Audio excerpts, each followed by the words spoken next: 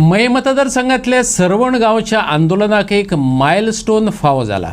पुराय महाराष्ट्र जेका कोंकणी रान माणूस म्हण वळखतात तो प्रसाद गावडे मया पावलो. अशे तरेचे प्रोजेक्ट फक्त दलाली कडेन व्हरतात. अस्तित्वाचो लढो खरसाणेन लढात, हांव आसा तुमचे बरोबर अशा उतरांनी ह्या रान माणसान सरवणचे रान राखपाक धीर दिलो. प्रसाद गावडे हो सिंधुदुर्ग सावंतवाडीच्या सांगेली गांवांतलो.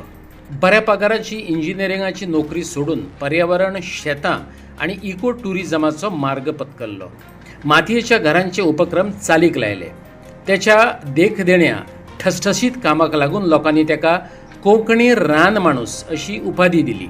कोंकणी रान माणूस ह्या यूट्यूब आणि सोशल मीडिया प्लॅटफॉर्मांच्या माध्यमांतल्यान तो कोकणातली पारंपारीक शेतां, खाद्य संस्कृती, गांवगिरी जिणेशैली आणि सैमाचे महत्त्व लोकांमुखार मांडत येयला.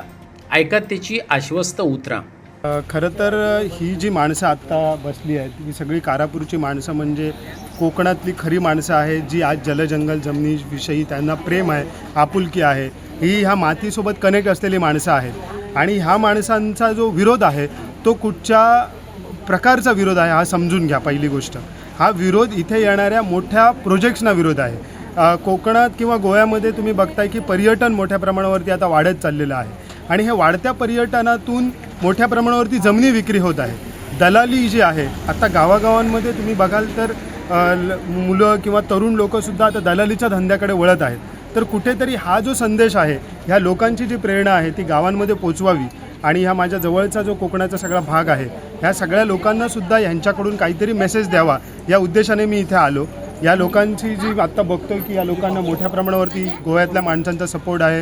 इथे अनेक स्वप्ने शेर्लेकर म्हणा, गौरेश घाडी हे इथले स्थानिक जे तरुण आहेत ते मोठ्या प्रमाणावरती इथे येऊन लोकांना सतत त्यांच्या टचमध्ये आहेत आणि त्यांना एक मोठ्या प्रमाणावरती गोव्याच्या लोकांची साथ आहे तशी महाराष्ट्रातूनही मिळावी.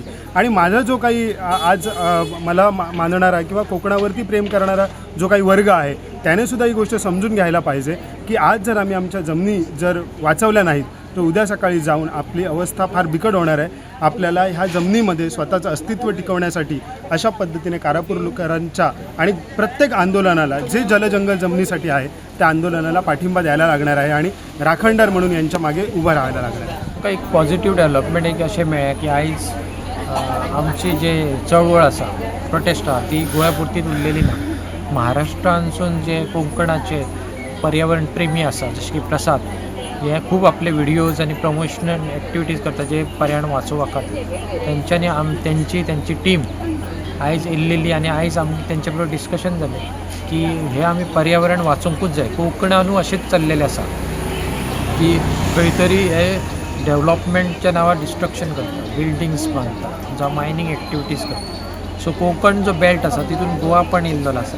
सो हे बेल्टाक फूल ते इतलो सुंदर परिसर आसा आमचो वेस्टर्न घाटाचो. सो ह्या परिसराक आमी खंय तरी वाचोवंक जाय आनी हे परिसर वाचपाक सगळे यूथ आसा तेंच्यांनी फुडाकार घेवंक जाय. फक्त आमी टीव्हीचेर क्रिकेट मॅच पळोवन जावं फुटबॉल मॅच पळोवन बेश्टो बारीक पिकनीक करून हितून तेंचेर लक्ष घालूंक जायना.